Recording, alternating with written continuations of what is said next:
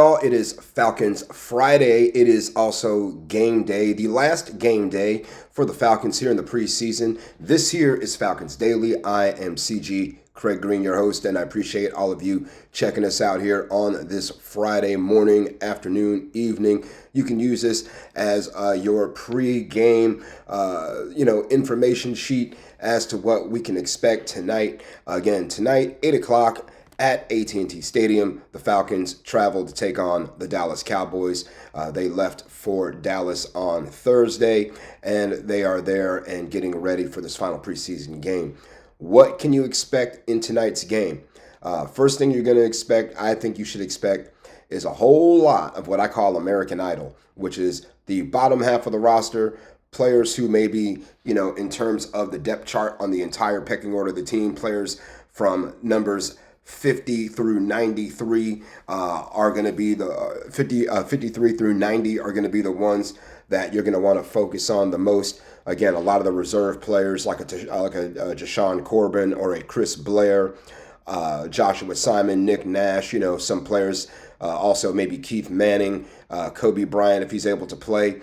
These are all guys that you want to keep your eyes on and see if they can have a good showing, especially someone like Easton Stick, who's had two pretty good performances in the preseason. Will he keep Ben DiNucci off the roster and allow himself to perhaps pick up that emergency third quarterback position? So all kinds of things for us to look at here when it comes to the Dallas Cowboys. Don't worry so much about the win and the loss. It would be nice to see the Falcons put a crooked number in that W column here in the preseason, but really the most important thing I think tonight, especially after what we've seen over the last week or so, and especially after the last 24 hours, is making sure we come out of this thing without any major injuries. And speaking of which, we're still waiting to find out about Caleb McGary and his leg injury. Remember, on Wednesday, he was carted off the field during the final training camp practice during the 11 on 11s, and we still don't know the update on his injury as of right now, as of when this is being recorded anyway. We know he's going to miss some time. That was reported by Jeremy Fowler of ESPN, but it seems like the Falcons are keeping a tight lip right now on those MRI results. Definitely some of it could be just for the privacy of Caleb McGary. A lot of it, I'm sure, has to do with gamesmanship and knowing that the Tampa Bay Buccaneers are listening and watching. So right now, we did have the comments from yesterday. Jeff Holton, 1225, was asking about possible free agent replacements at right tackle. That's a very good question. And then after that, we saw Samuel Davis, 1524, also chime in. And, of course, we're having Elijah Wilkinson pick up the slack right now and take those snaps. And then behind him will be Jack Nelson, the rookie out of Wisconsin. So we're going to have to keep our eyes on some of that as well and see what free agents are out there. But just to answer your question, right now, just free agents, on who've played some significant snaps right now. I mean, Isaiah Wynn from the Dolphins is the first one. Nicholas Petit-Frere from the Titans. He played almost 60% of the snaps last year for the Tennessee Titans. He's out there. LaRaven Clark from the Eagles, who did not play much at all. Chris Hubbard, Jack Driscoll, also of the Eagles. And, those are some of the options out there right now. But I do think the Falcons are going to just roll with Wilkinson and also Jack Nelson. I think they're going to let those guys compete for that right tackle spot until McGary is able to come back. And, again, they know better than we know when Caleb will be able to return. Again, if he was out for the season, I think they would have said that already, but maybe not. Again, not wanting to play the cards a little, too far away from the vest. So I understand that as well. When we're looking here at fantasy football things, guys, something I wanted to talk about today because we all have our fantasy drafts and things coming up here around the corner.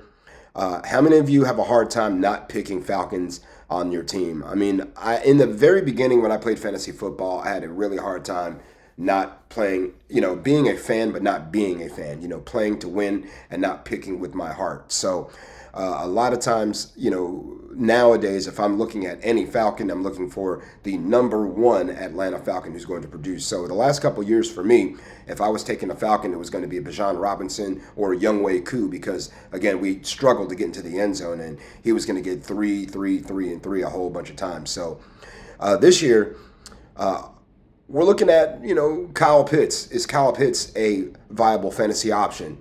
Is Drake London a viable fantasy option? Is our quarterback, Michael Penix Jr., a viable fantasy option for any of you? If you're in a PPR league, you definitely want to take a look at Drake London. Again, he had 100 catches last year and 9 touchdowns. So Drake, again, he brought his A game last season, and I think he'd be a really good option for your lineup. Kyle Pitts, definitely bigger question mark, I think, because of his on again, off again, his erratic, his inconsistent numbers. Not so much even talking about what he's doing on film or whatnot. We're not talking about that. We're talking more about catches, yards, touchdowns. Because out of a tight end, you would love to get at least 10 points every week. 4 catches, a touchdown, something like that. Even regardless of the amount of yards, because if you caught 3 1-yard touchdown passes, you're still going to get somewhere in the neighborhood of at least 15 to 18 points, especially in the PPR league. So, and then Michael Penix, is he another option? Again, he's not much of a running quarterback. He can run. He does have some legs. So, I would say a good option for maybe even rushing touchdowns. When they get close to the red zone, you would think that Bijan would get a lot of those touches, but we have seen Penix run out and dive for the pylon before, so he's not afraid to put his body out there. I think Penix, for him to be a viable, I think it's going to be more of what you see week 1. I think he could be someone you could pick up possibly at the later end of the draft, because a lot of folks are going to be looking at the Jalen Hurtses and the Patrick Mahomes and the Josh Allens, Lamar Jacksons, ahead of a Michael Penix for certain, even a Baker Mayfield probably. You're going to look at some of those guys before you look at Penix, and a lot of it has to really do with the fact that Mike is unproven right now. When he did play last year, he had pretty solid numbers, especially for a rookie, but right now I think the jury's still out on not only Penix and Pitts to be fantasy options, but I feel pretty confident you could pick up Drake London somewhere in the middle of the draft and really feel like you got a steal. All right, everybody, I hope y'all enjoy the game tonight, and make sure that you rise up and chime in the comments and let me know how you're feeling about tonight's ball game. Let me know what you think the score is going to be.